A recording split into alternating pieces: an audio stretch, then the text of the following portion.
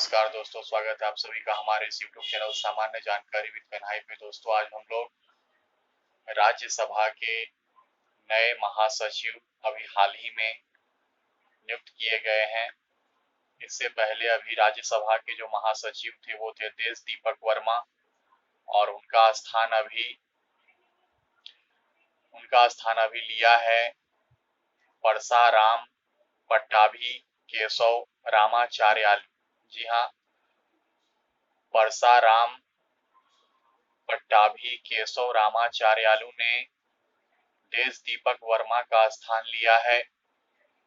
वे अभी राज्यसभा के नए महासचिव के रूप में राज्यसभा के सभापति के द्वारा नियुक्त किए गए हैं, नए महासचिव के रूप में।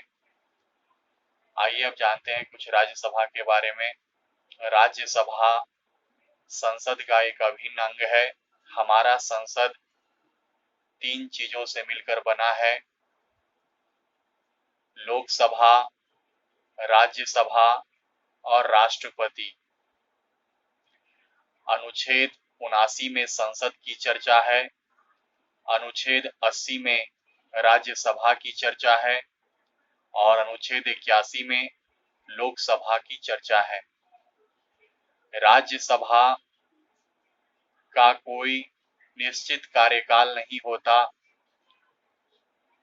इसीलिए राज्यसभा को अस्थायी सदन कहते हैं।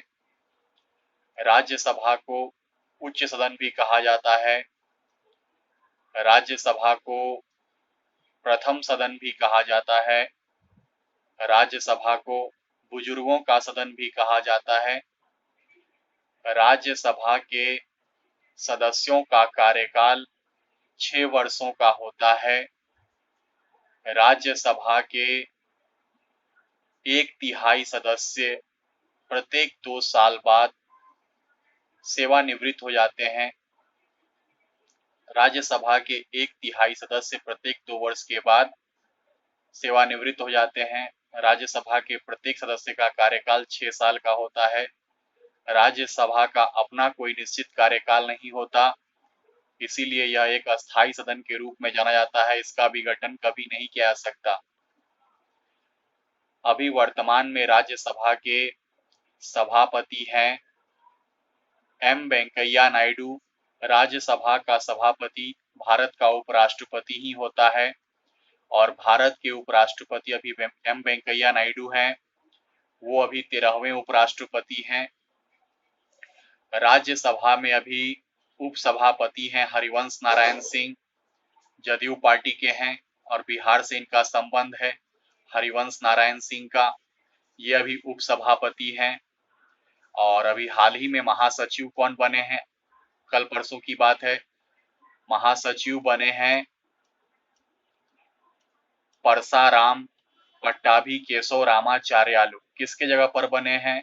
तो देश दीपक वर्मा के जगह पर बने।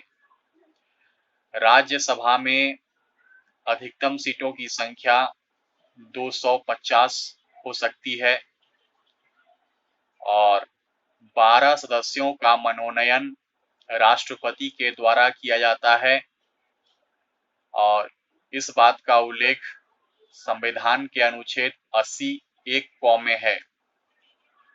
जी हाँ, 12 सदस्यों का जो मनोनयन होता है, ये संविधान के अनुच्छेद 80 एक क में इसका उल्लेख दिया गया है और ये प्रावधान आयरलैंड के संविधान से लिया गया है।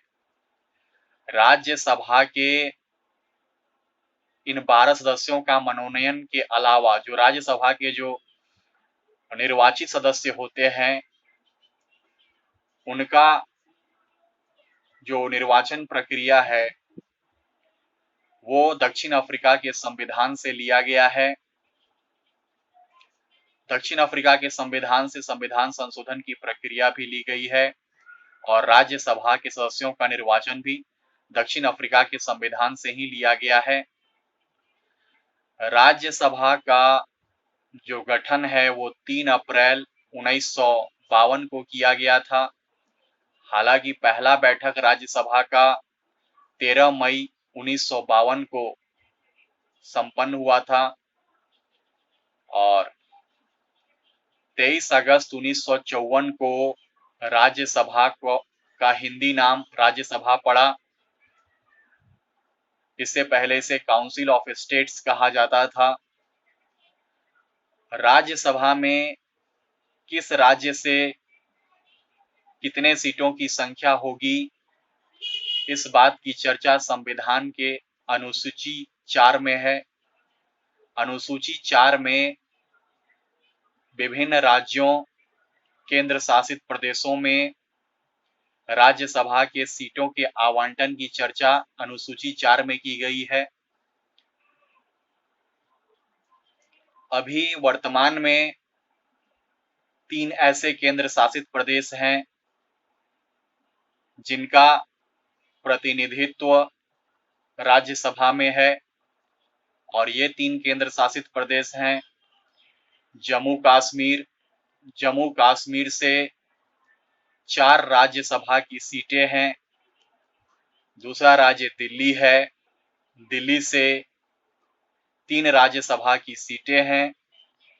और तीसरा राज्य तीसरा केंद्र शासित प्रदेश जिसका प्रतिनिधित्व राज्यसभा के अंदर है वो है पुदुचेरी। यहाँ का 1 सीट राज्यसभा में प्रतिनिधित्व करता है। तो अभी वर्तमान में 3 ही ऐसे केंद्र शासित प्रदेश हैं जिनका प्रतिनिधित्व राज्यसभा के अंदर है।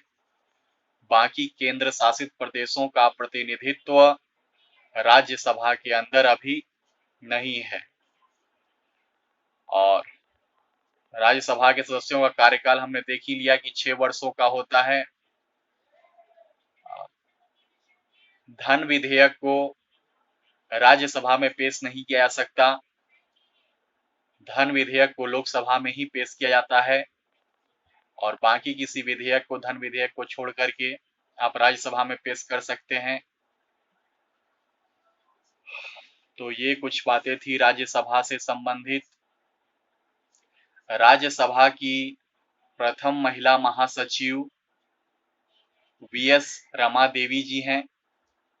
राज्यसभा की प्रथम महिला महासचिव वीएस रमा देवी।